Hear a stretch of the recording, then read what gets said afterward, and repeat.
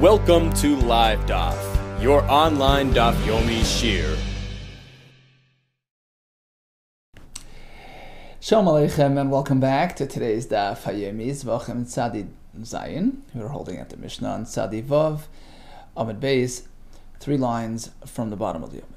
So up until now we discussed cleansing those utensils, those pots, cleaning them off, from the carbon residue that's been embedded in them.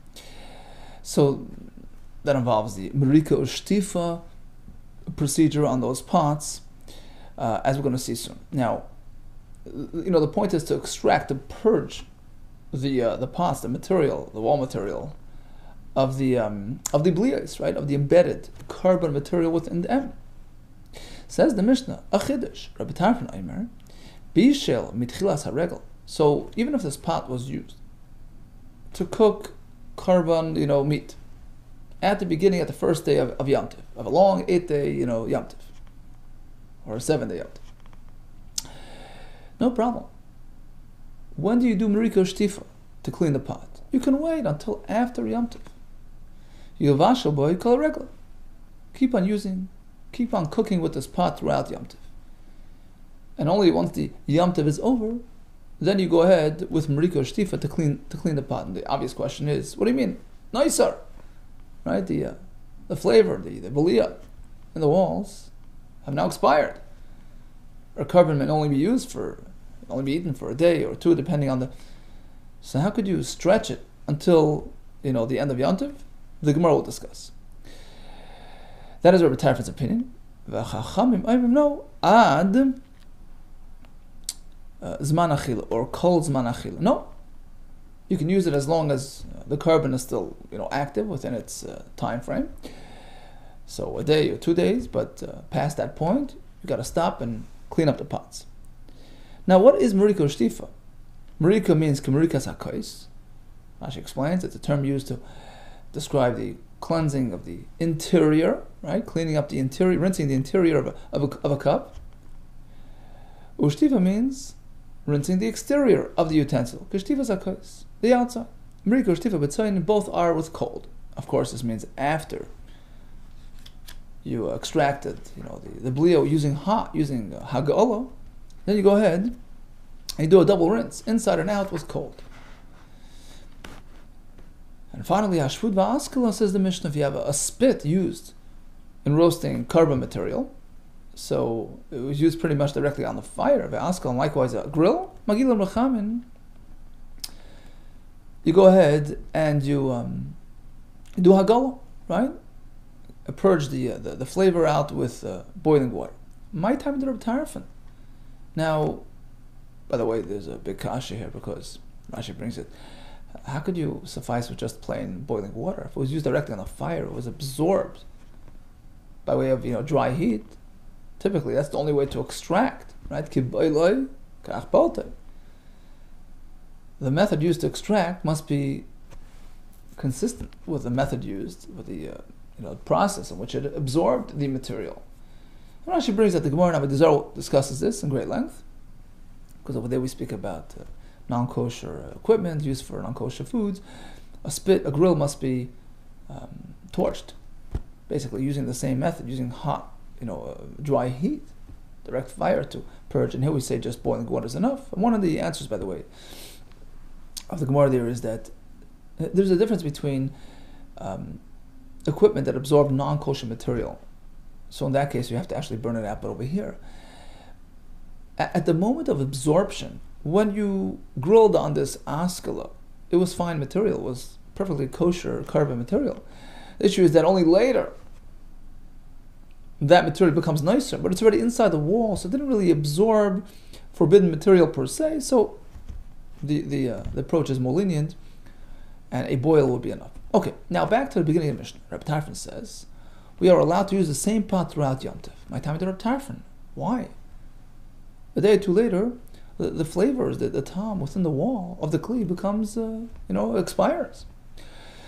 He has a pasuk, Damakra. Upanisu Abayker. This is in discussion of the Achilas Korban Pesach. The pasuk says, wake up in the morning, go home. Well, obviously, you're not going to wake up literally tomorrow morning and go home. It's Yom Tov, you can't travel. Apparently it means after Yom Tov, after the full set of 7 days, go upanisu abayker. From this pasuk we see Akasuv Ason the Kulan Baker Echad. The pasuk considers the entire set of Yom Tov, all 7 days, like one morning, one day. And likewise, regarding the halacha of lina, the carbon expiring, you have until after Yom Tov to take care of it. It's not expired until then. Ask the Gemara. So then, there's no noisar on Yom Tov? There's no pigel? I mean, typically, shlamim only lasts for 2 days, but according to you, it lasts for 7 days if it's Yom Tov. So there's no noisar. You could eat it 3, 4, 5 days down the road. Or if a kohen had a machshava while he was shechting the kohen, I'm going to eat it in 3 days. It's not an issue because there's no expiry date until after Yom Tov. Is that so? Maskevler of Achad ve'barame v'chiyein pigel beregel. You mean there's no pigel on Yom Tov? Ve'noiser beregel. Perhaps, yeah, maybe. Atanya, Nas Naimer, no, of course not. Well, Yamar Rabbi Tarfon el Zubul Avad. Rabbi Tarfon never meant to take it that far. There's no expiration. It was strictly regarding the pots. Oh, so how do you explain it? Ella, rather, the correct reason is as follows. Unrelated to the pasuk, it's not because it's one unit, one day. They would actually orchestrate a system that would avoid running into nicer. They would constantly use and reuse the pots in a manner that refreshes its content, refreshes its blia, takes out yesterday's and exchanges it with today's. So that's why there's no issue with continuous use throughout Yom Tov.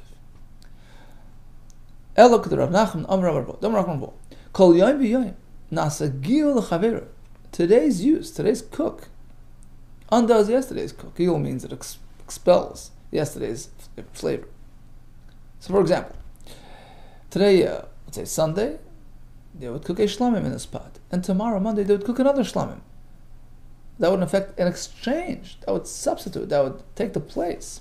So Monday's flavor would go in, and Sunday's would come out. Same on Tuesday. So it's always constantly being refreshed and revamped. However, the Chachamim are concerned that perhaps it won't be, executed properly, and they say, no, don't take chances. You only have until the expiry time, which is 2 days, Adman Achil, then do Merikah Shtif. Now, what does this mean? Until is Manach. What does this mean? Mamtin lo, ad or kol, Zman Achil, Vador Ovid lo Merikah Shtif. Means to say, you wait until the time's up, 2 days are up, then you do the Merikah Shtif. But not immediately, how do we know that you meant to do it after the time is up? Look, the pasuk says, "Ksiv umarek v'shoyte b'mayim," right, and then it's followed by the words "Kol zachar b'kayhanim yoichal oisa" to indicate that the Merikah Shtifa discussed here will take place after the Zman Achila. Okay, so how does this work? Mamtin la Zman Achila. You wait until the Zman Achila expires, and then you cleanse the pots. V'hadur avid la Merikah Shtifa. What exactly is Merikah Shtifa? We have two opinions. Merikah k'merikah zakos, Shtiva k'shtiva zakos. According to Rebbe, it's a double cold rinse inside of the kais and outside of the pot. Whereas a Chachamim learn Merikah means purging through hot boiling water. Shtiva just means a single rinse, presumably on the outside. Tana Rabban. Okay, so here's the machlekes again. Merikah Shtiva b'tzayin, both in cold. So it's a double cold rinse inside and out. Rebbe Merikah means b'chama using hot water. Shtiva b'tzayin. Shtiva means with cold. My time with the Rabbanon. How do the Rabbanon know that it's done this way? That in fact Merikah means using boiling water. Well, they say, look, it's not the first time. We know this from the halacha of Hagala by Gaisha pots, which are embedded with non-kosher residue. You have to do Hagala, as we all know, right, from the Psukim and Bamidbar, Lamed Aleph, right? Boiling water here too. Merikah evidently means first you start with boiling water. Rabbi says, look, of course, Hagala l'kamina, I never meant to refer to Hagala. Of course, that's a standard. Of course, it's a given. You have to start with Hagala. Purge it with boiling water. Ki kamina, when I presented my definition of the words, I was referring to the specific process called Merikah Shtifa. Merikah Shtifa, the basar, which follows the Hagala. So of course you start with boiling, get out the residue. And then comes Merika Shtifa, which according to me means a double rinse using cold water. For Rabbanan, they respond, no, we disagree with your definition that Merika means hot and Shtifa means cold. That Merika and Shtifa both are referring to a cold rinse, because otherwise, why switch the language? Just say the word Merak twice, double cold. Shoitav twice. Why the change of wording? If it's both cold, just say Merak. Or Shoitav. Why that shift in wording? First do Merak and then Vishoitav. No, that tells you that there are different processes. Merika means with hot, Shtiva means with cold, but Rebbe responds, well, Merak, if it would say it that way, how maybe now think twice on the inside of the Kli, Terei Zimni Merak. Or if it would say Vishoitav, likewise, I would think it means twice on the outside. That's why Torah switches to tell you one is an interior rinse, one is an outside rinse. To tell you, Merika means rinsing the inside of the pot, and Shtifa means the exterior surface, Okay, so you do Merika and Shtifa on the pots that we used in preparation of karbonos. According to the Chachamim, always after the Zman Achilo, according to Rabbi Tarfon, by Yom Tov you got a break. You have until the end of Yom Tov, because they would orchestrate a system that would constantly refresh and revamp the content. What exactly is Merika or Shtifa? Well, all agree you have to do an Hagala to start the process. According to Rebbe, it's followed by a double rinse inside and out. According to Chachamim, a single cold rinse, Shoitav, on the outside of the Kli.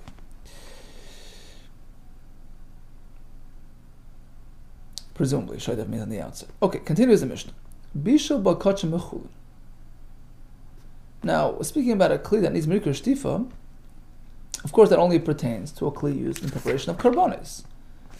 What if you have a pot containing a little bit of, carbon material, a little bit of a chatas piece, together with tons of ordinary meat? Bishul b'kachim mechulin. Or, kachim kalam.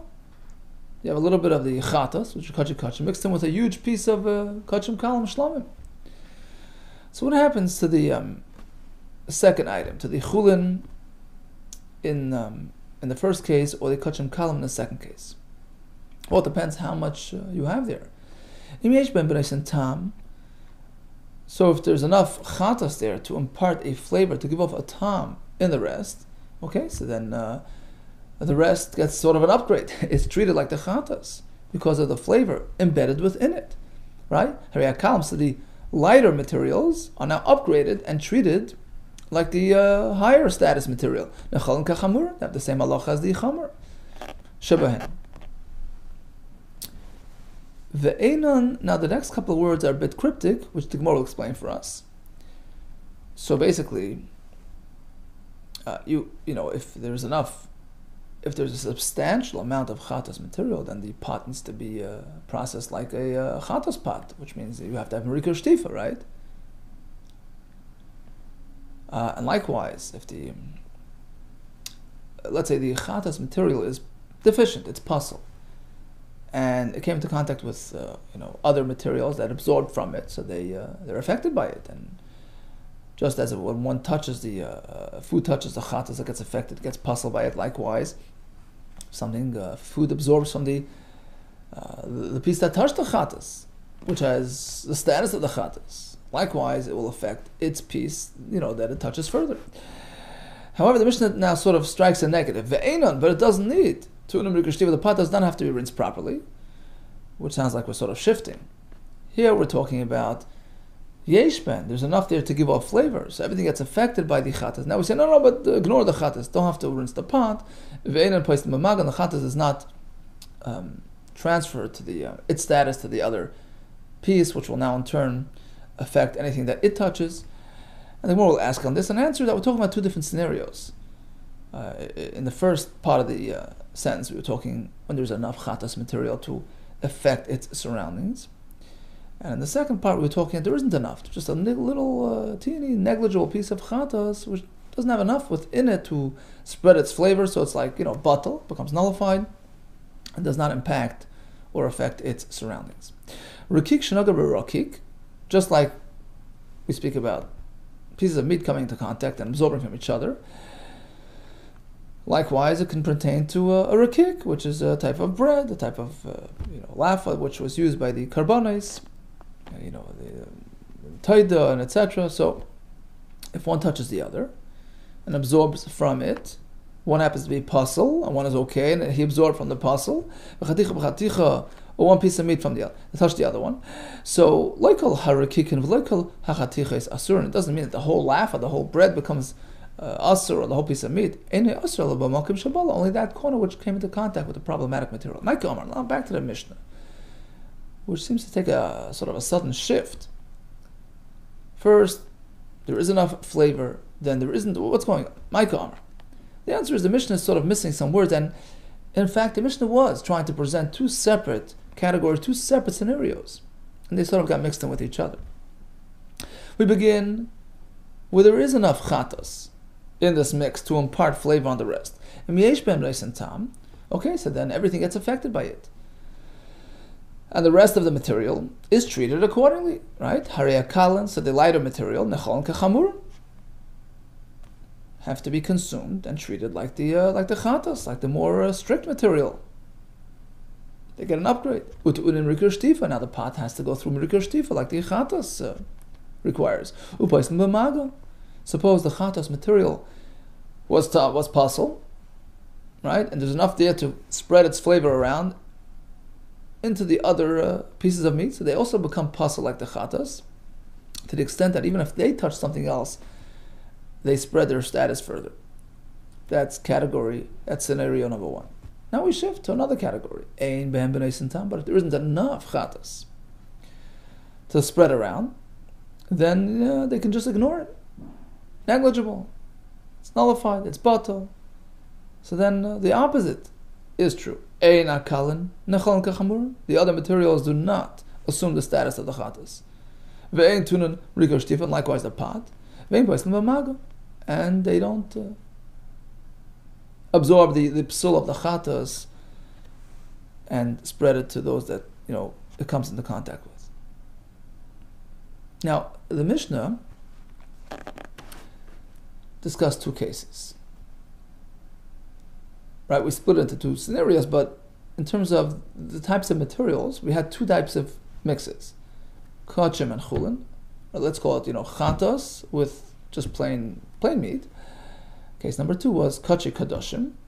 So again, a piece of chatas meat with kachim kalim, with lighter carbonates like a shlam. And the same principle seems to apply to both cases. If there's enough chatas there to affect the mix, then process A applies. Otherwise, process B applies. And one of the manifestations is regarding mrikor shtifa. So, suppose you have a little piece of chatas material being cooked together with lots of shlomim materials. There's just a little teeny piece of chatas, not enough there to make a ruckus. Mishnah says, ignore it. And you don't need mrikor shtifa.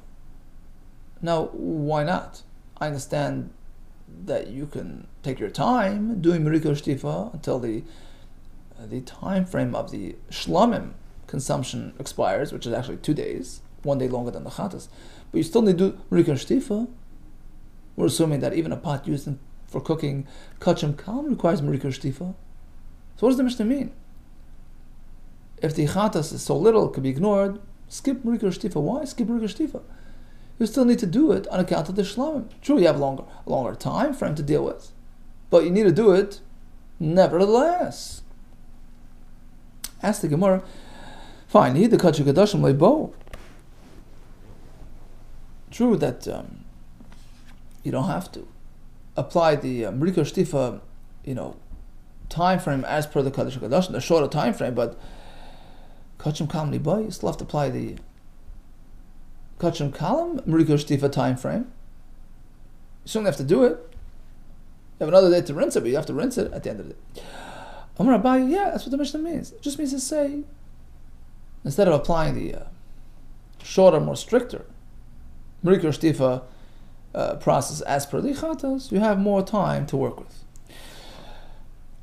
My ain't tu'unin to ka'amar. When the Mishnah says it doesn't require, it meant to say the shorter Kaddish Kadashim time frame. Ava, but certainly Kachim Kalam tu'unin needs to be washed eventually. Rav Amar says no. Hamani Reb Shimoni. You're right. The Mishnah is following Reb Shimon, who told us yesterday that Merika Shtifa applies strictly to Kaddish Kadashim. So in this case, where the Kaddish Kadashim is negligible, you don't need Merika Shtifa at all. Hamani Reb Shimoni, the Amar Kachim Kalam ain't doing a Merika Shtifa. So according to Rava, we understand why the Mishnah made the effort of presenting two different cases.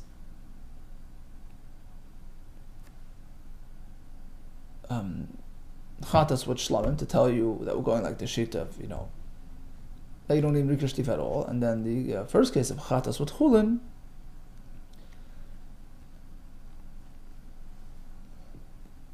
which is the a standard halacha that Merika Shtifa only applies to chatas. But the point is, we wanted to add another case to highlight Reb Shimon's opinion that the shlamim will not trigger Merika Shtifa, right?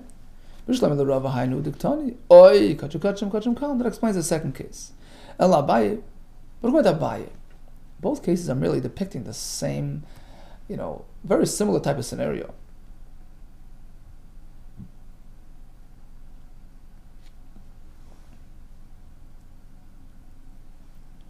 Rashi explains. Because once we speak about a kachim chulin mix being bottled in the chulin and not requiring Merika Shtifa, what's the point of the second case? That chatas with shlamim, okay, it's bottled, so you only need to do Merika Shtifa based on the longer time frame. It's pretty much a repetitive case. It's the same concept with a little different application. So what's the point of?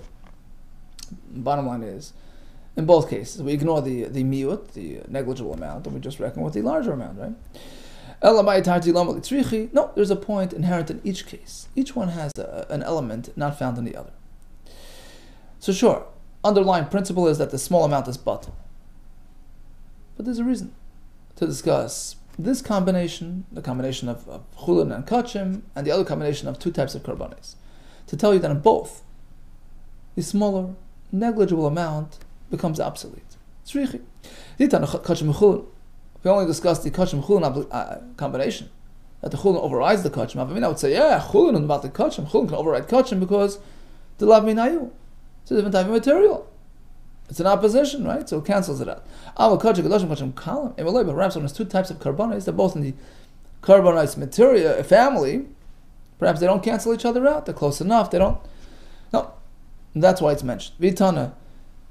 Kodesh, kachim, kachim, kalam. On the other hand, if we only discuss this combination, I would say, yeah, kachim, kachim. Yeah, a carbon has the power to override the other carbon. But if it's a large amount of chulin, who says it can overpower the carbon? Tzricha. And that's the point of mentioning both cases. Okay, so bottom line is, if you have a pot used for two materials, kachim and chulin, or kachim kadashim, kachim kalam, all depends. If there's enough to impart flavor, then it spreads throughout the rest, and everything gets affected by it. And this pertains to Merika Shtifa as well. Rukik shegib rukik tanarabanim. Kol hashiga, the pasuk says, Kol hashiga b'bsara yigdash, right? Any a piece of meat that touches the basar of a chatas, yigdash, gets sanctified, is treated like the chatas. Perhaps it applies even if there's no blia, there's no absorption, just a quick, touch, just a mere contact. We learn from the word b'sara, Torah is stressing that there has to be a proper absorption.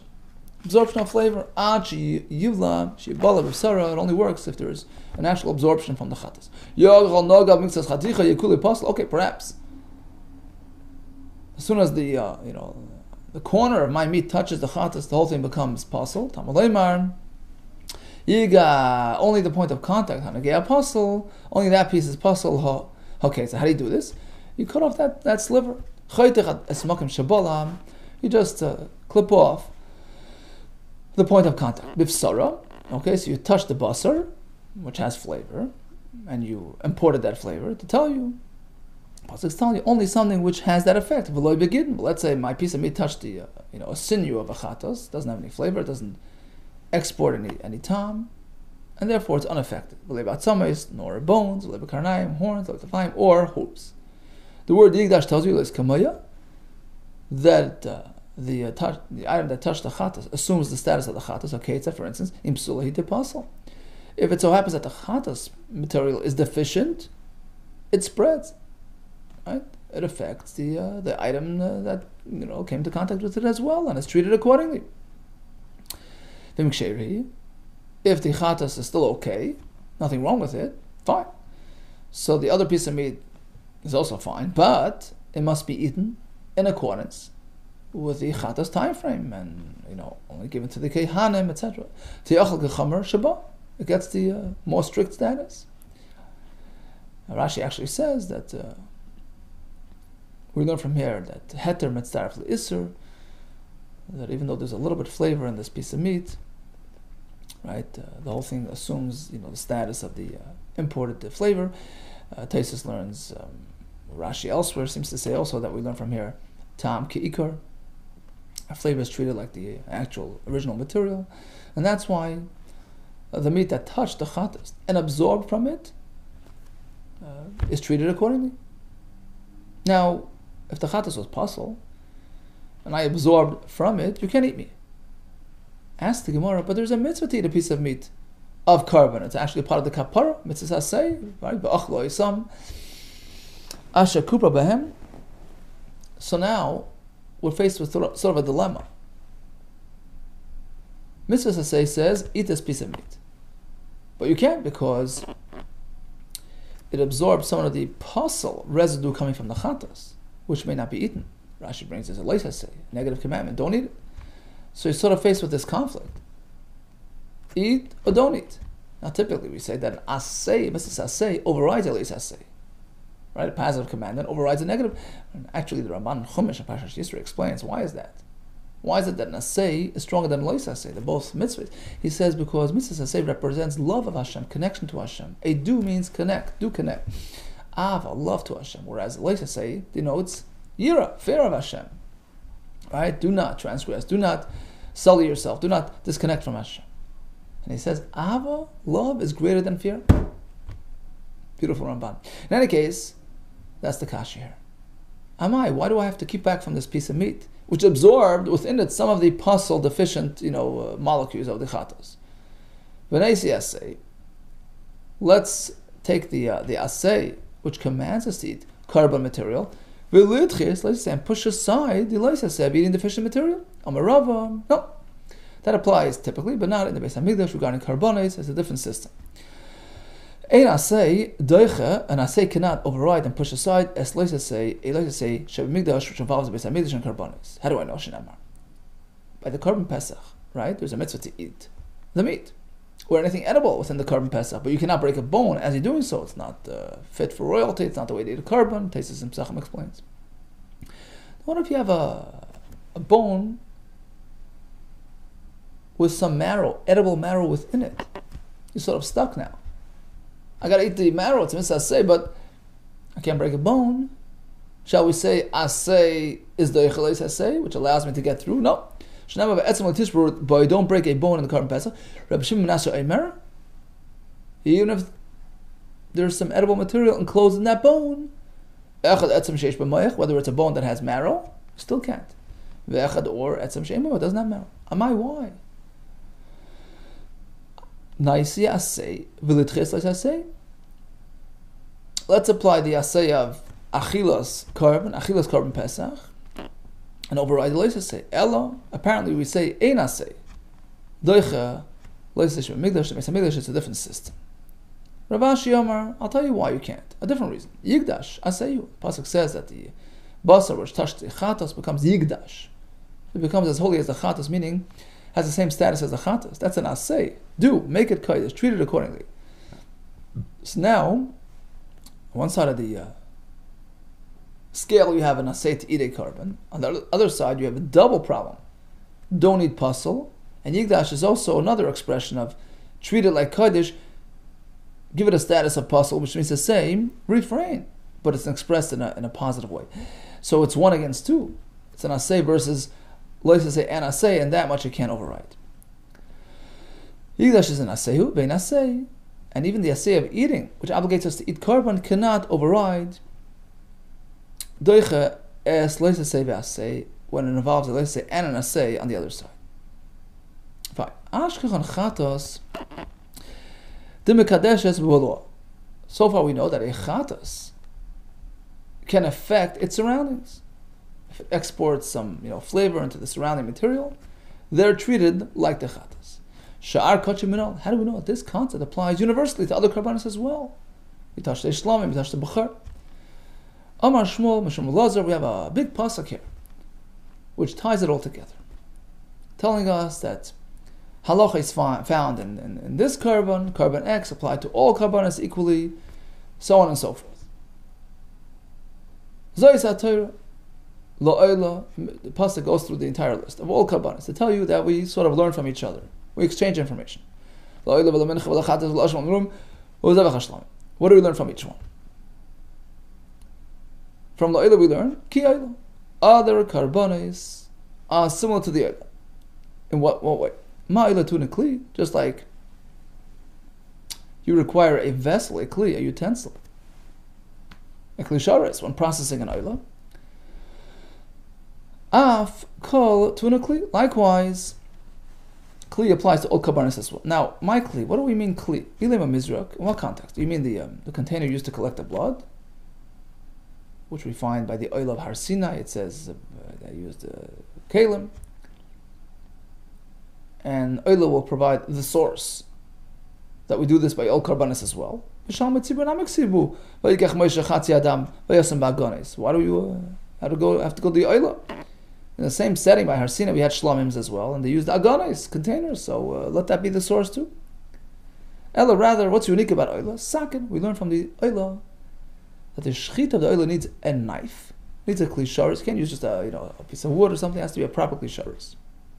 Likewise, a kli sharis knife must be used by other kalim, by other karbanos as well. How do we know that in fact